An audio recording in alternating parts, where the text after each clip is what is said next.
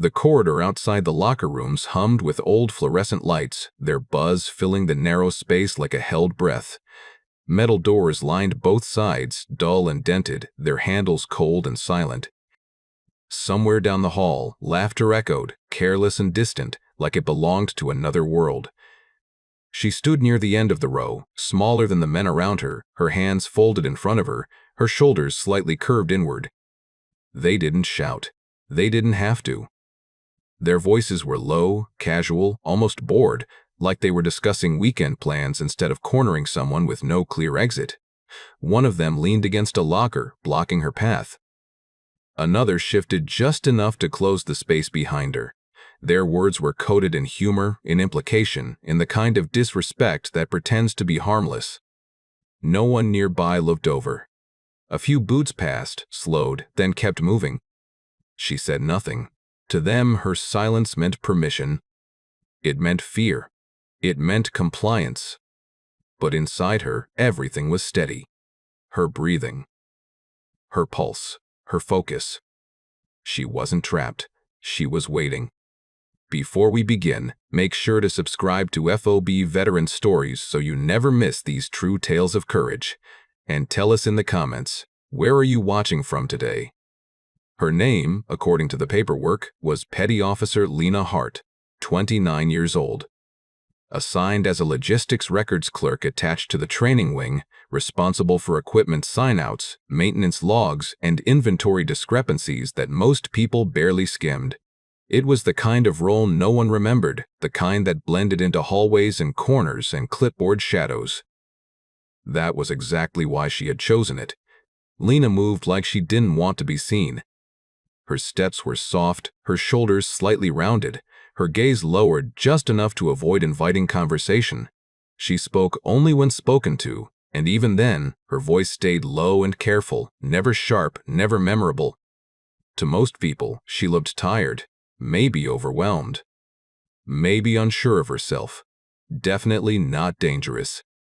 That was what they saw. What they didn't see was the discipline in every breath she took. Slow, even, controlled, a habit that never left her, no matter how harmless the environment appeared. They didn't notice how she counted steps down hallways without meaning to, or how her eyes always swept exits before settling on anything else. They didn't recognize the way she positioned herself in rooms, never with her back fully turned, never too close to anyone, always with a clear path out. She woke before her alarm every morning. Always had. Her bed was made with military corners so precise they looked decorative. Her boots were aligned, laces tucked. Her uniform pressed, not because anyone demanded it, but because she demanded it of herself. Routine wasn't comfort for her. It was control. At the facility, people treated her like a movable object. Something to step around. Something that could be reassigned, delayed, interrupted, or ignored without consequence. When supplies went missing, it was her fault. When schedules changed without notice, she adapted. When someone snapped at her, she absorbed it without response. She never corrected anyone who mispronounced her name. Never objected when she was interrupted. Never asked to be heard. She did that on purpose. There was a rhythm to her days that no one questioned. Sign out equipment. Update digital logs. Walk the long hall to the storage wing. Eat lunch alone on the same bench outside, facing the far fence line where no one sat. Return. File reports. Leave quietly. She kept her head down so well that most people assumed it was because she lacked confidence. In reality, she lacked interest. There was one person who noticed, though. Specialist Ryan Keller worked in maintenance, barely 22, knew enough that he still tried to be kind in places where kindness wasn't currency. He was the one who noticed that Lena always paused before entering a room, even when she had every right to walk in. The one who realized she never stood in the middle of a hallway, always hugging edges. The one who saw her flinch, not at loud voices, but at sudden silence. He offered her coffee once. She declined, polite but distant. He tried again a week later. She accepted, but only because he didn't push. They never talked about anything important. Not on the surface. Just the weather. The broken vending machine. The way the desert wind carried dust into every crack of the place. But Ryan noticed things. He noticed she never complained, never joked, never lingered. And he noticed sometimes when he thought no one else was watching, her eyes changed. Not fear. Focus. There were moments when someone barked an order too close to her ear, or a door slammed unexpectedly, and she would stiffen for a fraction of a second. Just a fraction. Not enough for anyone else to catch. But Ryan saw it. So did a few others, in passing, though they didn't know what it meant. They just knew she was strange. Lena didn't sit with anyone during meals, not because she disliked people, but because she didn't want to be known. Being known created stories. Stories created interest. Interest created risk. She preferred being background. She preferred being underestimated.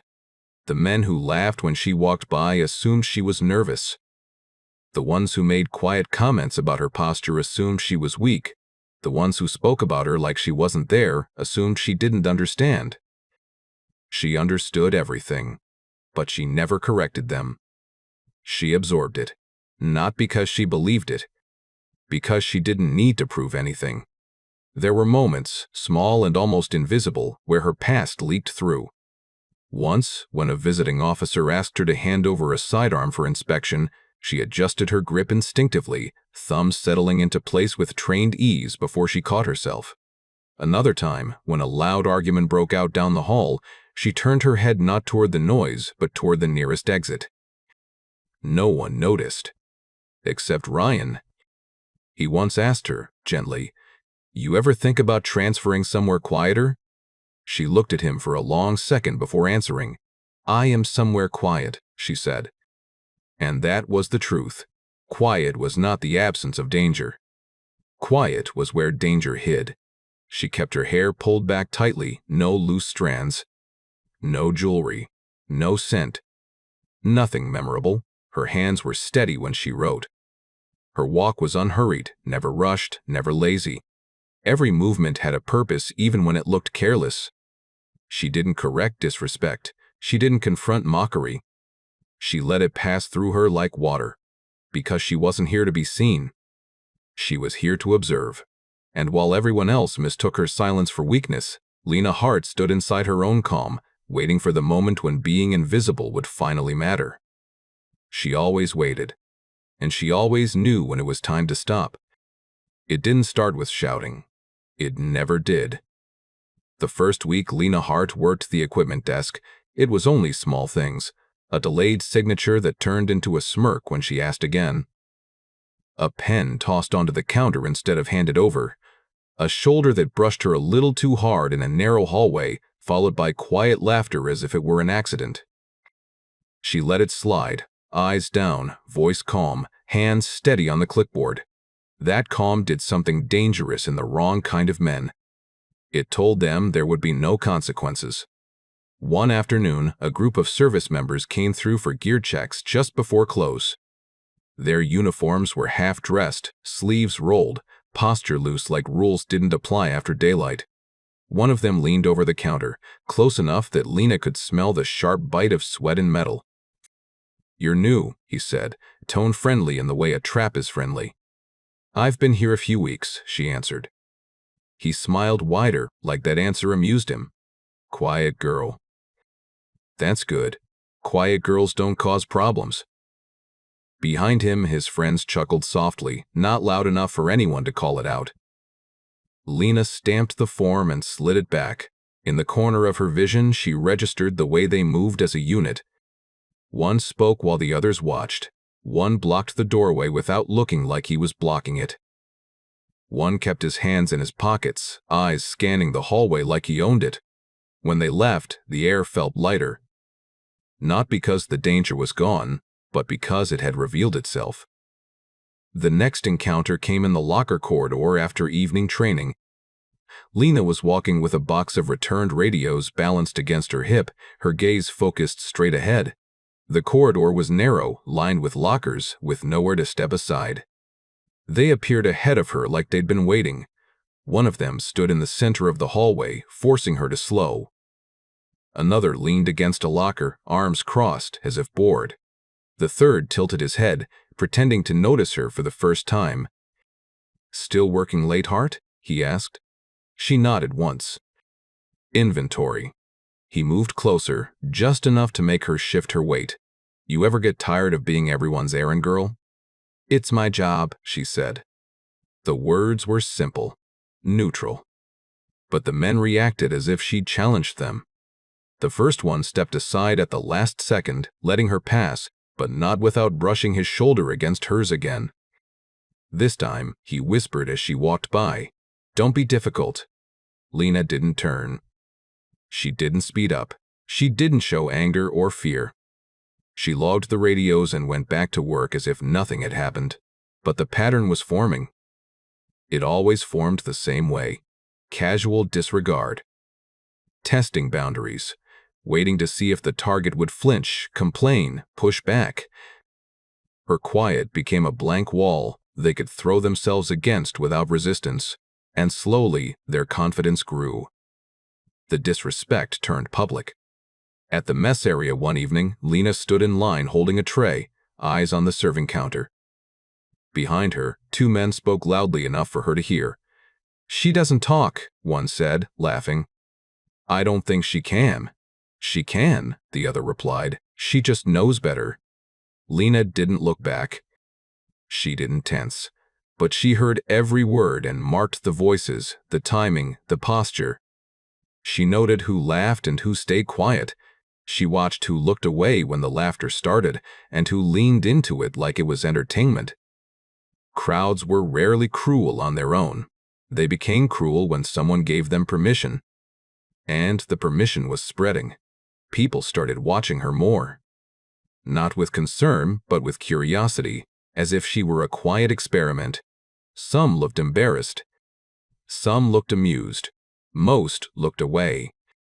What would you have done in that moment, standing in that line? Would you have spoken up, or would you have stared at your tray and hoped it didn't become your problem?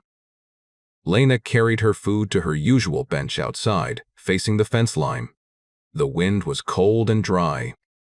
The sun was dropping behind the desert ridge. She ate slowly, eyes scanning the perimeter out of habit, not paranoia. That was the thing no one understood about her. She wasn't nervous. She was trained. The incidents became sharper, more deliberate. A note appeared on the inside of her locker one morning, folded once. No name. No handwriting she recognized. "Stay out of the back corridor after lights out." She stared at it for a moment before slipping it into her pocket. Someone had left it for a reason. Someone was afraid. Later that day, she noticed a young woman near the motor pool, half hidden behind a maintenance truck, wiping her face fast like she didn't want anyone to see she'd been crying. Lena slowed just enough to catch the look in her eyes when they met. Fear. Shame. A silent plea for help that didn't dare become words.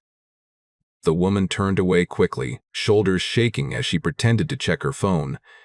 That night, Lena found her again outside the supply building, standing alone with her arms wrapped tight around herself like she was trying to hold herself together. "Are you okay?" Lena asked quietly. The woman hesitated. "I'm fine." Lena didn't push. She simply stood there, calm and patient, the way you stand when you want someone to know you're safe without demanding anything from them. After a long silence, the woman whispered, "They keep doing it." "Who?" Lena asked. The woman swallowed, eyes flicking toward the shadows at the edge of the building. "You know who." Lena nodded once, slow. "Tell me your name." The woman hesitated again, then forced it out. "Private First Class Tessa Rowan."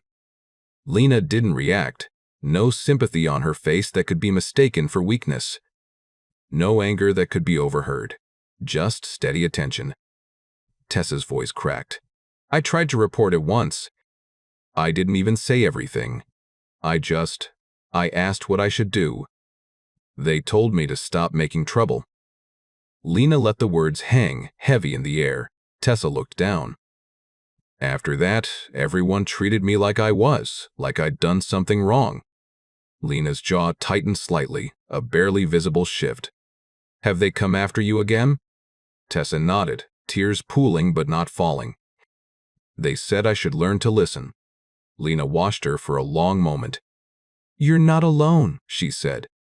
Tessa gave a bitter, frightened laugh. Everyone says that. Then they walk away. Lena didn't walk away. She simply said, if they try again, I need you to remember everything. Times, places. Who was there? Even the ones who didn't speak. Tessa stared at her. Why? Lena's answer was quiet. Because silence protects them. Tessa's breath trembled. They'll destroy me if I talk. Lena's eyes stayed calm. They will try. That was all she said. No promise of safety she couldn't guarantee. No comforting lie. Just the truth. From that point, Lena became the quiet center of something the base didn't want to admit existed. The men began circling closer, like they sensed she had become more than an easy target. Their teasing turned sharper. Their smiles turned colder. One evening, as Lena left the records office, she found them outside the door as if they'd known her exact schedule. One held a phone loosely in his hand, screen dark. You're always alone, he said, voice almost gentle. Lena didn't answer. He stepped closer, lowering his voice. You ever wonder why? The others washed her face like they were waiting for cracks. Lena gave them nothing. She stepped around them and kept walking, steady pace, calm breathing. Behind her, one of them said, louder now, she thinks she's too good to talk. Another replied, she'll learn. Lena didn't turn. But she memorized the timing, the location, the way they positioned themselves. The fact that the hallway camera light above them was dark, as if it hadn't worked in weeks. She began to prepare without anyone noticing. Her work hours shifted by minutes, never predictable. Her routes changed slightly. She started carrying her records bag on the opposite shoulder, leaving one hand freer. She began wearing her hair tighter, no loose pins. She checked reflections in locker doors, catching movement behind her. And she started watching Thursday nights, because Thursday nights were different. On Thursdays, the hallways emptied earlier. The locker corridor became quieter. The same group always seemed to be off schedule at the same time. Doors that were normally locked were sometimes left open, just barely. Cameras blinked out in the same stretch of hallway, again and again, like it was planned. Rumors moved through the lower ranks like smoke. Stay in pairs at night. Don't walk past the locker corridor. If you hear footsteps behind you, don't look back. People spoke without speaking. Quick glances. A hand on an arm to stop someone from walking a certain direction. A whispered warning in the bathroom that ended the moment someone else entered. And still, most did nothing. They told themselves it wasn't real, or it wasn't their business. Or it was exaggerated. Or the women should be tougher. What would you have done hearing those rumors? Would you have believed them, or would you have laughed them off because believing them meant you might have to act? Lena didn't laugh. She watched. She listened. She waited. And the men misread that waiting as surrender. The week it happened, the final week before everything changed, the escalation came wrapped in official language. An email arrived late in the day, stamped with a training office header, requesting a late-night inventory check in a restricted locker corridor connected to secured storage. It looked legitimate. The formatting was clean. The signature line was believable. Anyone else would have followed it without question. Lena stared at the screen, eyes steady. Then she quietly printed it, folded the paper, and slipped it into her pocket like she was obeying. Outside the office, footsteps passed by. Laughter drifted down the hall. The base continued breathing, unaware of what was building in its veins. Lena picked up her bag, adjusted the strap, and walked out as if she were just another clerk doing one more boring task. Her calm remained intact. But inside her, something clicked into place, not fear. Readiness. Because the men weren't inviting her to work late. They were inviting her to be trapped. And Lena Hart was done letting them believe they controlled the ending. Lena began noticing that people were starting to notice her, not openly, not enough to change anything, but in the quiet, sideways ways that meant something was shifting. It started with how she moved. Most people walked through the base like they owned the space or like they were rushing through it. Lena did neither. She moved with a measured pace, not slow, not fast, every step even. When someone rounded a corner too quickly, she didn't jump, she adjusted. When a door slammed unexpectedly, her shoulders didn't flinch, but her eyes lifted immediately, already tracking the source. Once, in the records room, a metal shelf slipped from its bracket and clanged loudly against the wall. Papers flew. People shouted. Lena caught the falling clipboard before it hit the ground. No scramble. No panic. Just a precise hand, fingers closing around it mid-air. She didn't even look surprised. Ryan Keller saw it. He stared at her for a long second, longer than usual, then looked away like he wasn't sure what he'd just seen. Another time, while walking through the locker corridor, a heavy door slammed shut at the far end, echoing down the narrow space. Most people would have jumped. Lena didn't. She turned her head slightly, listening, not to the sound, but to what followed it. Footsteps. She recognized patterns in noise that others ignored. The difference between someone walking casually and someone pacing. The difference between boots that were relaxed and boots that were stalking. Her hands were another tell. When she stood still, they never hung loose. They rested lightly against her thighs, fingers curved, not tense, not limp. Ready. Balanced. A position that didn't look like anything unless you knew what to look for. She never leaned fully against walls. Never crossed her arms. Never let herself be boxed into corners unless she chose to. Once, in the cafeteria, one of the men dropped his fork loudly, letting it clatter against the floor near her feet. Everyone laughed. Lena didn't react, but her right hand lifted just slightly before she caught herself, fingers tightening for half a second. Ryan saw that too. So did an older sergeant standing near the drink station. The sergeant's eyes narrowed just for a moment before he looked away. That same sergeant, days later, passed Lena in the hallway. Their shoulders brushed lightly. He stopped.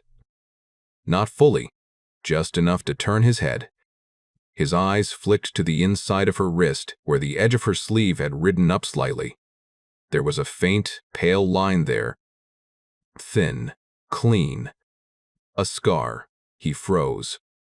Only for half a second, but it was enough. His expression changed, not into fear, not into anger, recognition. He said nothing, just nodded once, barely noticeable, then kept walking. Lena noticed. She noticed everything. The men, meanwhile, were becoming louder, not in volume, in confidence. They didn't bother lowering their voices anymore. Their comments came openly now, layered in jokes, in sarcasm, in that fake friendliness that existed just to make cruelty harder to report. One evening, as Lena passed them near the lockers, one of them said casually, "You know what she reminds me of?" Another replied, "What?" "Those little animals that freeze when you shine a light on them. Think if they don't move, nothing bad will happen." They laughed. Lena didn't slow down. But she adjusted her bag strap, subtly, moving it from her right shoulder to her left, freeing her dominant hand. She overheard a word later that night, not spoken to her. Spoken about her. They didn't know she was close enough to hear. "She thinks she's invisible," one of them said. Another replied, "Ghost, more like." The word slid into her mind and stayed there. Ghost. She stored it away. A few days later, while signing off equipment near the training wing, a senior chief walked by. He was older, gray at the temples, posture sharp even when relaxed. He glanced at her, then kept walking, then stopped. He turned slowly, looked at her again. Not her face, her stance, her feet, her hands. His mouth opened like he might say something, then closed. He gave a slow nod, almost to himself, and continued on.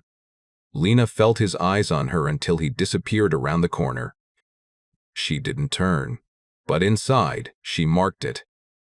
Another data point. Tessa Rowan began hovering near her more often. Not close enough to be obvious, just close enough to feel safer. Once, when one of the men passed them in the hallway and whispered something that made Tessa stiffen, Lena shifted just slightly, placing herself between Tessa and the sound. No one commented. But one of the men smirked. They were becoming reckless. They blocked hallways more openly now, leaned too close. Spoke in tones meant to be overheard. They believed she was afraid. They believed she would never fight back, because fear, to them, always looked like silence. What they didn't realize was that Lena wasn't afraid. She was cataloging. The broken camera light near the locker corridor, the pattern of their appearances, the way one always positioned himself near the exit, the way another watched reflections instead of faces. She recognized tactics, she recognized intent, and she recognized the difference between random cruelty and coordinated behavior. One night, as she walked alone, she heard laughter behind her. Not loud, controlled. She didn't turn. She adjusted her pace by half a second. Behind her, the footsteps matched. Her jaw tightened slightly. Not in panic. In calculation. They were no longer testing. They were preparing. And somewhere inside her, the smallest crack of something old opened. Not rage. Not fear. Memory. The men were growing bolder. But Lena Hart was no longer pretending not to see. She was pretending not to care. And that made her far more dangerous than any of them understood. The night the shift began, it didn't look any different from the others. The hallway lights still hummed. The locker doors still carried the same dents and scratches. The air still smelled faintly of metal and cleaning solvent. Laughter still echoed from somewhere far down the corridor, careless and unaware. Lena walked alone, her records bag hanging from her shoulder, her steps quiet against the polished floor. Her gaze stayed forward, unfocused to anyone watching, like she was thinking about nothing at all. They were already there. Not waiting openly, not blocking her path. Just placed. One leaned against a locker, pretending to scroll on his phone. Another stood a little too close to the water fountain, as if he'd just finished drinking. A third lingered near the end of the corridor, not facing her, but positioned so that if she passed him, he'd be behind her. A trap built out of casualness. Lena recognized it immediately. Her breathing stayed even. She kept walking. "Hey, Hart," one of them called, voice light. She slowed, then stopped. Not because she was told to, because she chose to. She turned slowly, keeping her posture neutral, her shoulders relaxed. "Yes?" she asked. The word was simple, but it was enough. They smiled at each other, quick glances passing between them. Control, they thought. "You're always in such a rush," another said. "We were just wondering if you ever talked to anyone." "I talk to people," she replied. "Do you?" he asked. "Or do you just exist?" They laughed. Not loud. Confident. Lena let the sound wash over her. She noticed the spacing between them. The way one subtly shifted closer to her left side. The way another adjusted his stance to block the corridor behind her. The way the third angled himself toward the side door. They were no longer pretending. "Where you headed?" one asked. "Home," she said. "Late for that, isn't it?" he replied. "Not for me." That answer seemed to amuse them. They closed in, not rushing, just enough to tighten the space around her. Someone passing by at the far end of the corridor slowed. Looked, then kept walking. The silence that followed was heavier than any shout. "What would you do," one of them asked, "if we told you to wait a minute?" Lena looked at him. Her eyes were calm. "I'd probably ask why," she said. They laughed again. "See?" one said. "She's learning." Another stepped closer, invading her space, his shadow falling across her shoes. "Maybe you should just listen," he said. "It's easier that way." Lena said nothing. She lowered her bag to the floor. Slowly, carefully. Not like someone surrendering, like someone setting something aside. That was the moment. Not dramatic. Not loud, but precise. One of them frowned. "Why'd you do that?" he asked. Lena met his gaze. "So I don't trip," she said. Her tone was neutral. They exchanged looks. She took a half step back, not away from them, into a position. One foot slightly behind the other. Weight centered. Hands relaxed at her sides. Not defensive. Balanced. A stance that meant nothing to untrained eyes, but everything to someone who knew. Ryan Keller was at the far end of the corridor, pretending to check a bulletin board. He had no reason to be there. Except he had seen them walk in, and he had felt that cold, sinking instinct in his gut that told him something was wrong. He watched now, heart pounding. He saw the way Lena stood, and something inside him whispered, "That's not fear." One of the men stepped closer. "Don't be difficult," he said again. Lena tilted her head slightly. Not submissive. Evaluating. He reached out, just enough to brush her sleeve. And in that moment, Lena moved. Not fast. Not violent. Not dramatic. She stepped to the side. A simple shift. But it was so precise, so smooth, that his hand passed through empty air. He blinked. Tried again, this time more deliberate. She stepped again. A half-inch this time. Enough. He frowned. The others chuckled, but their laughter wasn't as confident. "Stop messing around," he said.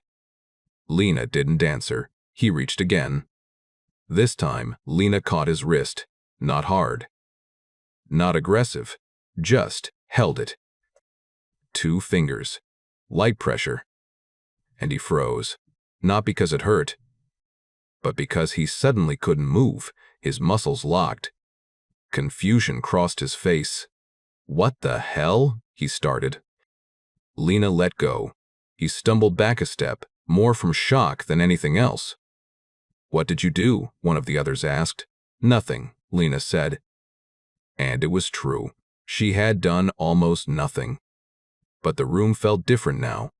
The air had shifted. The casualness was gone. Ryan felt it from where he stood.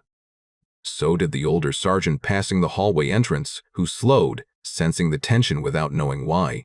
One of the men laughed, but it sounded forced. "You see that? She thinks she's clever." Lena picked up her bag. Slowly, she slung it back over her shoulder. Her movements were calm, unrushed, disciplined. "Move," one of them said, stepping in front of her again. She stopped, looked at him. Then, very gently, she adjusted the angle of her body, just slightly. The man mirrored her without realizing it. She shifted again. So did he, not in control, responding. That was when the first flicker of unease crossed his face. She wasn't reacting. She was guiding. Ryan swallowed.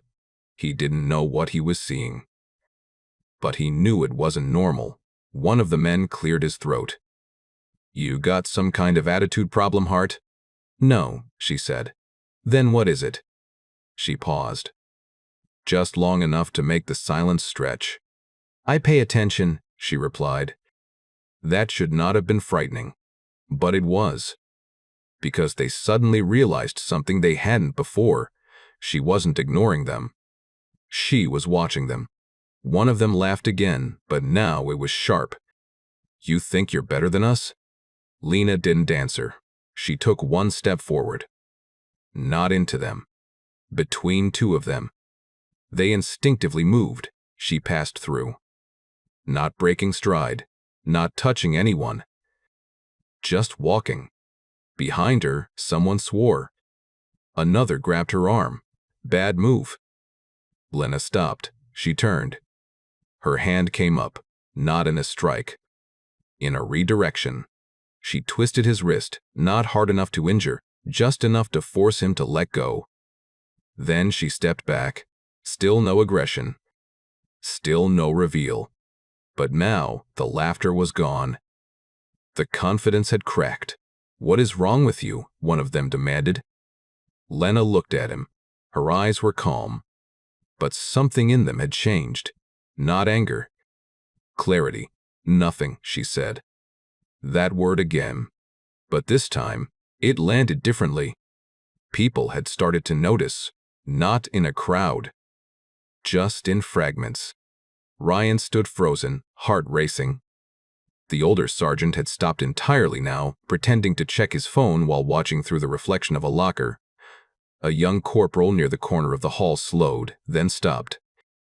No one stepped in, but no one walked away. The men felt it. They felt the attention. They felt the shift, and they didn't understand it. "Don't walk away," one of them snapped. Lena turned. Looked at him. She didn't look afraid. She didn't look angry. She looked composed. "I wasn't," she said. Her voice was quiet, but it carried. The silence stretched. A long, uncomfortable pause. The men exchanged glances. They were trying to decide something, and for the first time, they weren't sure what. Suspicion replaced mockery. Unease replaced control. One of them forced a grin. "You think you're some kind of badass now?" Lena didn't answer. She simply shifted her stance again. Not obvious, but deliberate. The man mirrored it without meaning to. Then caught himself. His face tightened. He stepped back. Just one step. But it was enough. Fear didn't rush in. It crept. Slow. Unwelcome. Unfamiliar. They hadn't expected this. They had expected tears. Pleading. Compliance. They had not expected precision. They had not expected calm. They had not expected her to move like someone who had done this before. "What are you?" one of them whispered. Lena lifted her bag, adjusted the strap, and walked. This time, they didn't stop her. They watched her go, silent, confused, uneasy. Behind her, the hallway breathed again, but it was a different kind of breath. Not relief. Awareness. Ryan exhaled shakily. The older sergeant straightened, eyes narrowed, thoughtful. The corporal swallowed, and Lena Hart walked down the corridor like nothing had happened. But everything had. She didn't reveal who she was. She didn't threaten. She didn't fight. She simply showed them something they couldn't explain, and that frightened them more than any scream ever could. Because now they knew. They were no longer certain, and uncertainty is the beginning of fear. The silence didn't last long. Footsteps echoed from the far end of the corridor, heavier, more deliberate than the others, not rushed, not casual. Command footsteps. The kind people felt before they recognized. Everyone turned. A tall figure emerged from the shadows, uniform crisp, posture unmistakable. The silver insignia on his collar caught the light as he stepped closer, his expression unreadable at first, eyes scanning the scene. The men stiffened instinctively. Lena didn't move. The officer stopped several feet away. He looked at the men, then at Lena. And then something in him changed. Not slowly. Instantly. His shoulders squared. His spine straightened. His face hardened, not with anger, but with something far more serious. Recognition. He took a single step forward. Then another. He stopped directly in front of her. The hallway felt like it had lost its air. Lena met his gaze, calm and steady. For a moment, no one spoke. Then the officer spoke her name. Not the one on her paperwork. Not the quiet, forgettable one. He used a different name. A name no one there had ever heard. And then he added a title, her real one. His voice was low, controlled. But it carried weight like a command. The sound of it hit the hallway like a physical force. The men froze, not in confusion, In realization, one of them swallowed. Another blinked rapidly, like he was trying to wake himself up. Ryan felt his knees go weak. The older sergeant at the edge of the corridor straightened fully now, eyes wide, lips parted slightly in disbelief. Lena did not react. She didn't smile. She didn't correct him. She didn't step back. She simply stood. The officer took half a step back from her, then straightened fully, and he saluted. Not sharply, not ceremonially, but with absolute respect. Every muscle in his body locked into place. The sound of his hand meeting his brow echoed louder than any shout. The hallway became perfectly, impossibly silent. No one breathed. No one moved. The men stared at him, then at her, then at each other. Too late. One of them whispered, "What does that mean?" No one answered. The officer dropped his hand.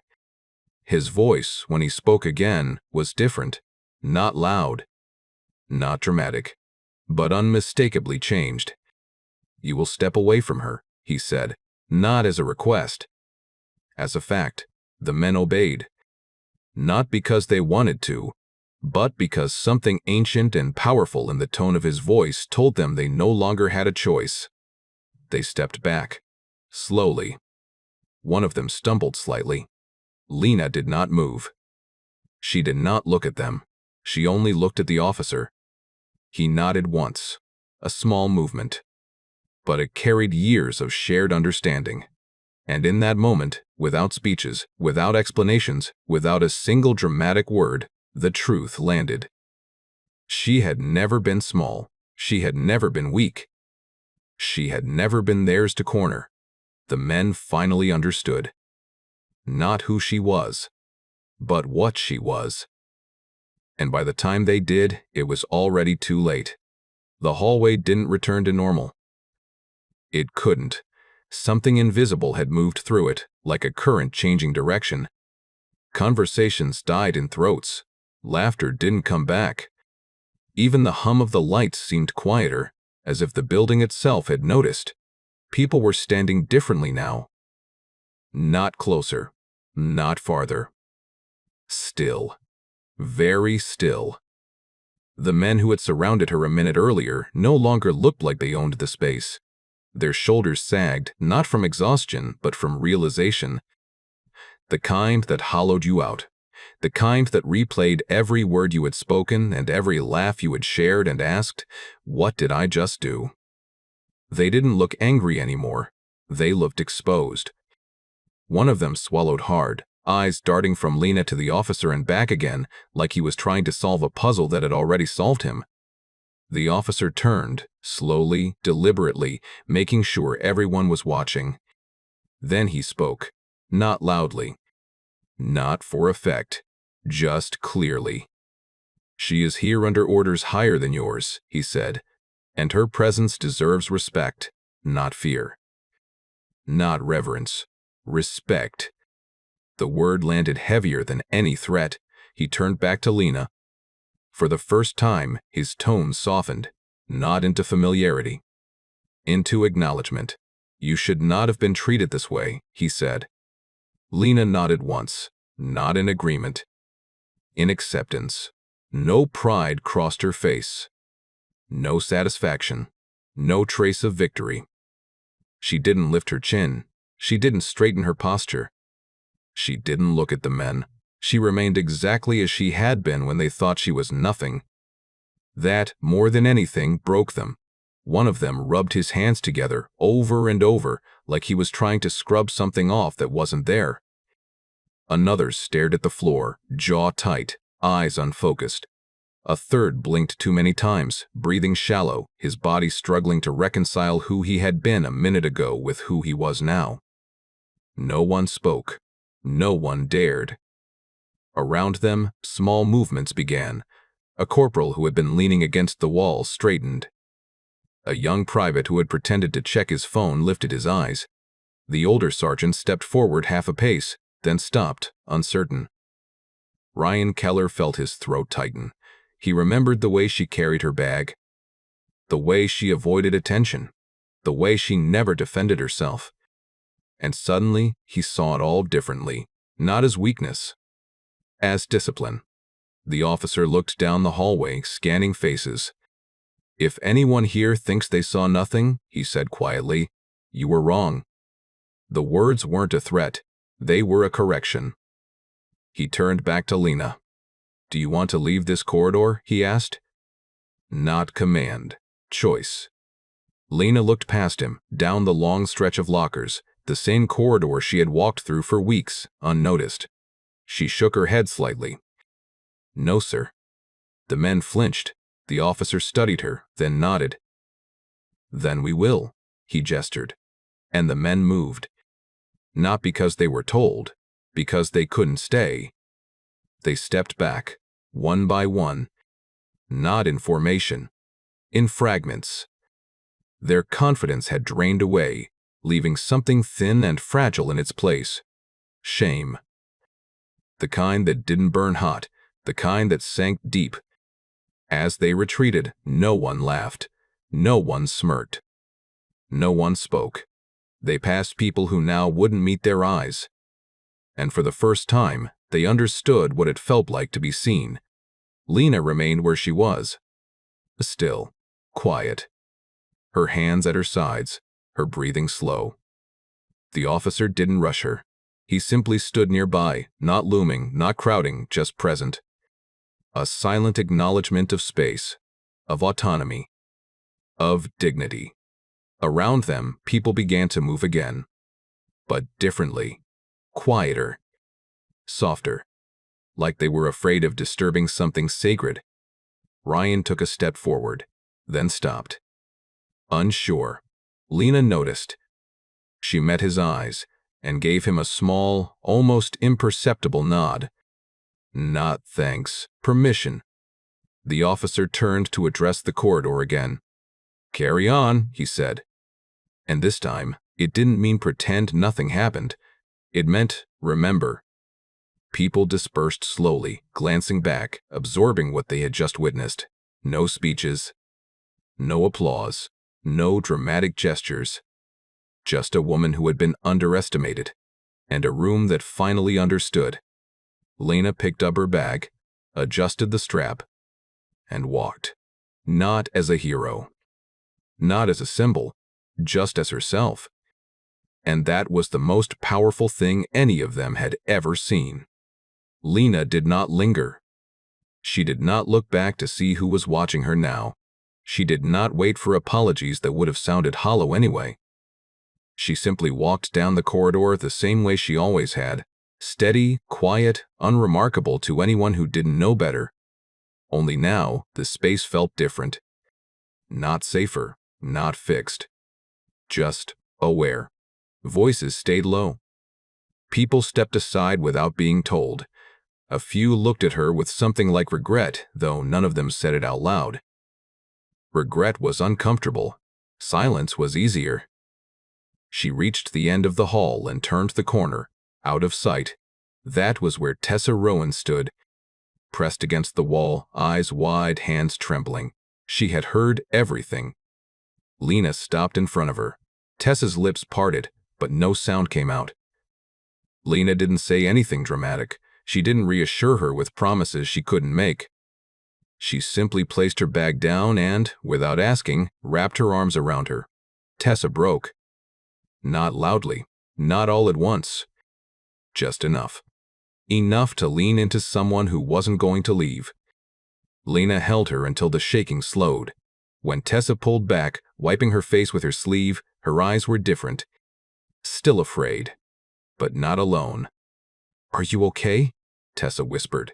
Lena nodded. "I always am," she said. And for the first time, Tessa believed her. They walked together to the exit, not touching, not clinging, just close enough. Behind them, the base resumed its routines, but the air had shifted. People would remember what they'd seen, even if they never spoke about it. The corridor would never be the same. Not because of fear, because of awareness. And that mattered. Later, alone in her quarters, Lena removed her boots, folded her uniform, and placed it on the chair with the same care she always had. She sat on the edge of her bed and closed her eyes for a moment, not in relief, in stillness. She had not come here to be recognized. She had come here to observe, to wait, to endure, and sometimes to act. Strength did not need an audience. It didn't need applause. It didn't even need understanding. Real strength waited. It absorbed. It prepared. It chose its moment. And when it moved, it didn't announce itself. It simply changed everything, because courage is not loud. It doesn't shout. It doesn't demand to be seen. Courage waits, and when it finally stands, it doesn't look like power. It looks like calm. It looks like patience. It looks like someone everyone else overlooked, until they couldn't anymore. Stories like Lena's don't always come with explosions or headlines. Sometimes they pass quietly, like a shadow at the edge of your vision. But they matter, because somewhere out there, someone is being underestimated right now. Someone is staying silent, not because they are weak, but because they are waiting for the right moment to stand. If this story made you pause, if it made you think about the unseen strength in people around you, we'd love to hear from you. Tell us in the comments where you're watching from and what this story meant to you. And if you believe in honoring quiet courage, patience, and dignity, make sure to subscribe to our channel. If you enjoyed this story, please subscribe for more FOB veteran stories. These stories keep the courage alive for generations to come.